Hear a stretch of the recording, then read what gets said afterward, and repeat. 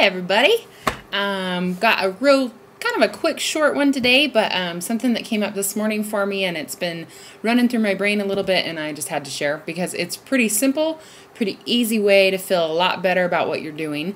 And the title of this one is Break It Down. So basically you have all these big projects, and this is something simple you probably heard a couple times, probably many times. Break it into smaller chunks, but I'm going to kind of explain the belief behind it and get you to understand, hopefully help you to understand why it is we do this, which is take a big project, put it out in front of us, procrastinate, don't do it, or try to do it and then don't succeed.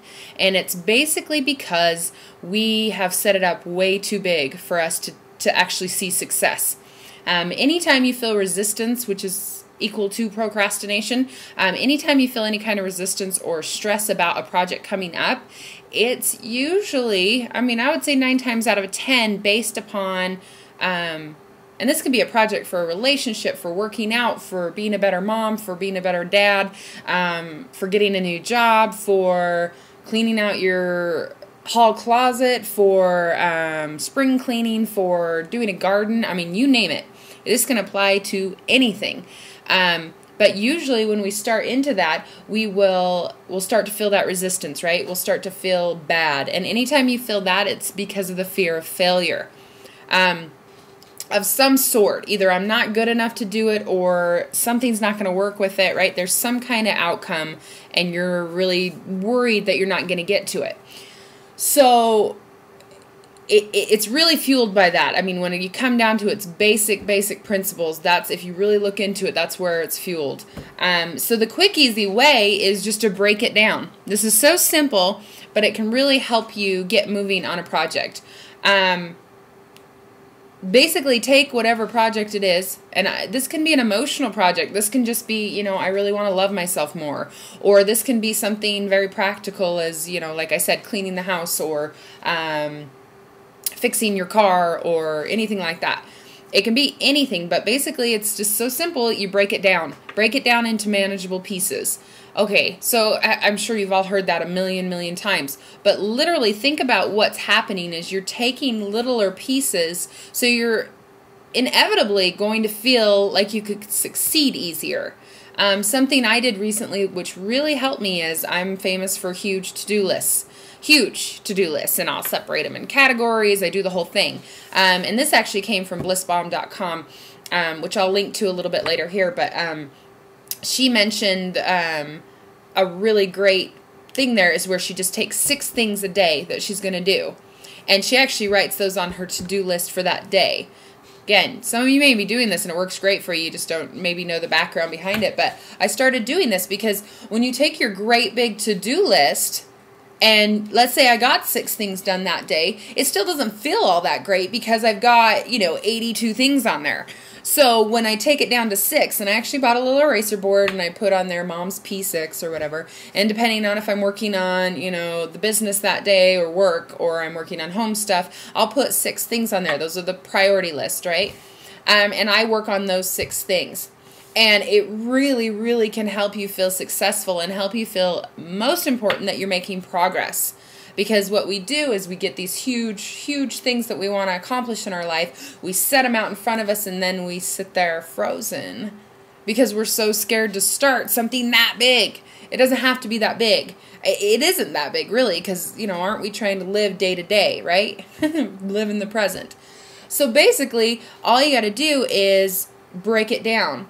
One of the other things I did is I'll take it and I'll make a project list. Like, say I want to clean out my downstairs and throw out some old stuff, which is a great thing to do, by the way, to help you clear your mind. But if I want to do that, I'm not going to put on my P6 or my 6 things for the day, right? I'm not going to put clean the basement, because that, in my head, is related to a lot of work. And that's when procrastination sets in. You start to get that anxiety because it seems so huge. Some people, you guys, maybe you do this naturally and you just break it down in your head and you know that you're not going to. For me, if it's written on the list as clean the basement, in my head somewhere it's linked up to the basement better be clean by the end of the day. Must be an old belief there. But so basically what I'll do is just put on my P6, put 20 minutes basement. You know, and then I'll just go work on it. And most of the time I spend a lot more time than 20 minutes, maybe an hour or something. But I get to come up and I get to check that off. So, you know, think about that, because that is, you're still making progress, except for you're just basically giving yourself a chance, right? Like the last video we talked about with success and raising the bar, you're giving yourself a chance to feel success along the way over and over and over again. Huge, huge piece as far as feeling good. You know, working out. You want to start a workout program. You want to lose 40 pounds, or you want to just get healthy. You want to start eating healthy. Okay, tomorrow I'm going to eat healthy. Okay, that's huge, because what you're saying is, I'm going to eat healthy for the rest of my life, and I'm going to change every habit, bad habit I've ever had for the rest of my life, and I'm going to do it tomorrow. Okay, think about how your brain has to try to process that. Kind of a big deal to your brain, because it's like, whew, the ego starts in and goes, hey, yeah, let me unfold all those old beliefs and see how you do tomorrow. And most of the time, you know, it turns into, well, maybe I'll start it next week. It's just too big. And that's okay, but break it down. Maybe tomorrow, if you're going to start eating healthy, maybe tomorrow, you know, you say, or maybe this week, I'm going to try to cut out sugar, or I'm going to cut out caffeine for a week. That's it. Because what's going to happen is you're going to go, okay, I could try it for a week. I'm not taking it away from myself forever. I'm just going to try it. Or I'm going to work out this week. And I don't know what's going to happen at the end of the week. I'm just going to try it for a week. See what happens. You know, and somewhere in the back of the mind, you kind of know, okay, this is probably going to be, it's probably going to feel pretty good. I'm probably going to see some results. I'm probably going to see some success, quote unquote, the buzzword of the week. But I'm going to see a little bit of movement, and therefore then you're going to go, oh, well, maybe I'll do this another week. Or you know what? I figured out that this didn't work quite as I wanted it to. It was awesome here, but this part was kind of, it didn't feel that great. So maybe I'll just do this. Maybe I'll just do strength training next week. Or cutting out sugar was good, but I noticed I needed a little bit around 3 o'clock because my body started craving it. Maybe, you know, that's when I can go work out, or that's when I can drink more water. You know what I mean? And then you can move and fine-tune everything, and really what it's wrapped up around is being kind to yourself. Because to say you're going to change everything tomorrow, or you're going to just change your life in one day, and tomorrow's when I'm going to start, and then you put that big goal, that huge project on there, your mind goes, what? This is scary. And of course, that's when ego kicks in, and that's when resistance kicks in, and that's when you start talking yourself out of it, or you start telling yourself that you're not good enough.